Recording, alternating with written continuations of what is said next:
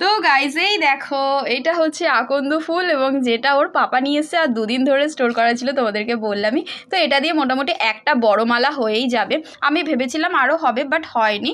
এটা দিয়েও একটা মালা হবে, তো সেটাই একটা করি। আর চলো তাড়াতাড়ি মালাটা গাঁথতে থাকি, নয়তো আবার দেরি হয়ে যাবে। তো চলো মালাটা গেঁথে নিই, তারপর তোমাদের সাথে শেয়ার করছি। মানে বাবার মাথায় ঠিক দেওয়া যাবে তো, মানে গলাতে থেকে ছোটই দেয় তো বলো, মালাগুলো ছোট হয় না, যতটা সুচ পর্যন্ত আছে হ্যাঁ না পুরোটা নেবো। তো এইটা দিয়ে এবার যতটা হয় দেখা যায়। তো গাইজ দেখো, আমি এই যে ফার্স্ট টাইম এভাবে মালা গেঁথে আর কি, নিজের হাতে মালা গেঁথে এটা আর কি মালা গাঁথছি, সেটা দেবো বাবার মাথাতে। চোখ না হয়ে যাচ্ছে, ক্যামেরার আলোটা এতটা। মালাটা গেঁথে নিই, তারপরে আবার তোমাদের সাথে হচ্ছে গিয়ে দেখাচ্ছি, ঠিক আছে? চলো গাইজ, এই যে আমি 2টো মালা আর কি গেঁথেছি। এই একটা, এটা এতটা বড়, মানে এই রকমই বড় হয়েছে। শুধু তো আকন্দরই গাঁথতে হবে, মানে আকন্দতে যেন আর কোনো ফুল তো যাওয়া যাবে না। তো সেই জন্য এই যে 5টা ছোট 5টা বড় এরকম করে। আর এই একটা বানিয়েছি, মানে এটা একটা হয়ে গেছে বলে এটাও একটা বানিয়ে দিয়েছি।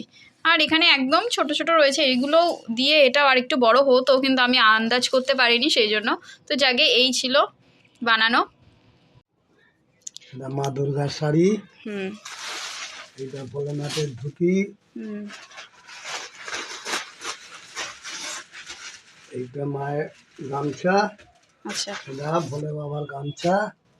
এই হচ্ছে আজকের পুজোর হ্যাঁ। মা বাবার সাজ। তো এটা আমাদের তরফ থেকে আর কি যাচ্ছে, তাই তো? তো কি সুন্দর হয়েছে, বেশ ভালো হয়েছে। তোমরা জানিও কেমন হয়েছে। ভাড়া লাগছে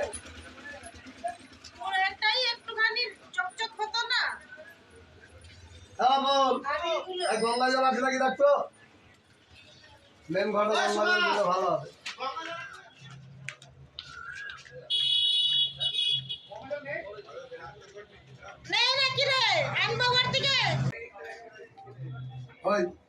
বাইরে ভালো দাদাতে বসবি। হ্যাঁ হ্যাঁ, ডান হাতেই বসাবো। ঘটের মধ্যে বসিয়ে দেবো। শুধু একটা ফুলমূল দেবো না? দাম বসবে, মালা গাছ বাঁধবো, তারপর মালা ফুল সব। ওই যে বিকি 100 গ্রাম আদর চাল আমার, 100 গ্রাম। হ্যাঁ, একটু এই সাইড করলে ভালো হতো। ধরবো, দাও। ওইদিকে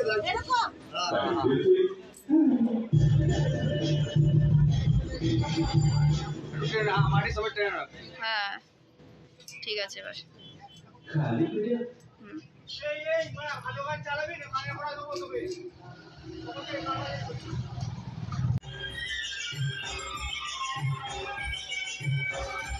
তো গাইজ এখানে দেখো, দুজনে ঘরের আর কি প্রথমে শিব ঠাকুরকে পুজো করলো, তারপরে ওরা গিয়েছিল হচ্ছে মন্দিরে পুজো করতে। তো বাবা আর কি ওদেরকে বলে দিচ্ছিল, আর ওরা খুব সুন্দরভাবে পুজোটা কমপ্লিট করেছে দুজনেই। তো দেখে আমার খুব ভালো লেগেছে। A few moments later. তো চলো গাইজ, মামাম যে রেডি হয়ে গেছে, এখনও যাচ্ছে, ওর পাপা ডাকছে, তো সেই জন্য যাচ্ছে। টাটা মামা। হ্যাঁ, আমাদের এখানকার এমএলএ মাননীয় নন্দিতা চৌধুরী মহাশয়া এসেছিলেন, তো তাকে বরণ করার জন্য সবাই একে একে স্টেজে আসছিল, এবং তারই কিছুটা ভিডিও তোমাদের সাথে শেয়ার করলাম।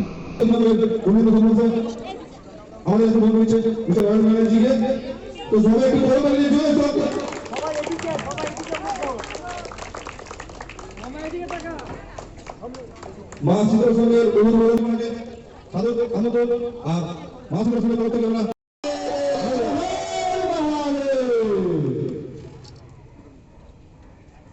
ছবি তোলা হয়ে গেছে।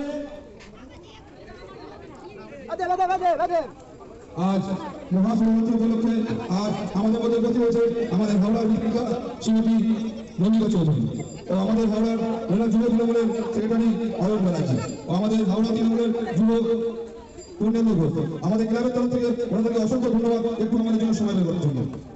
আর কিছুক্ষণ পরেই আমাদের বিধায়িকা নন্দিতা চৌধুরী, হাওড়া যুব তৃণমূলের জেলা সেক্রেটারি অরূপ ব্যানার্জি।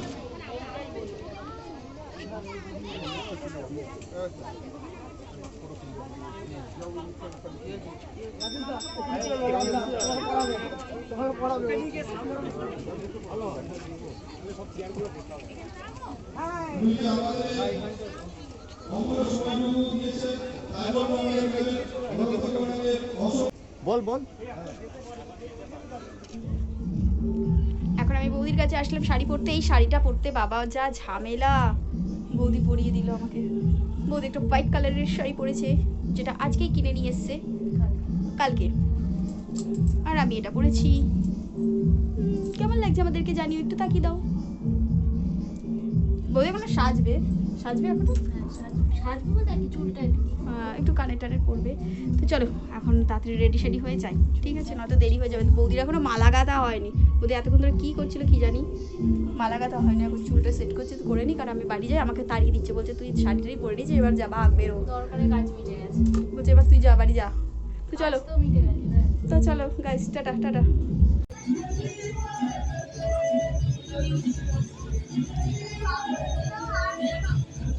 গাইস আমরা এখন যাচ্ছি পুজো দিতে। পুলিশ তো হয়ে গেছে, সেজন্য মা আর আমি পুজো যাচ্ছি। তো জানি না কতটা হবে ভিডিও করা, যাই আমি পুজোটা দিয়ে আসি, তারপর কথা বলবো।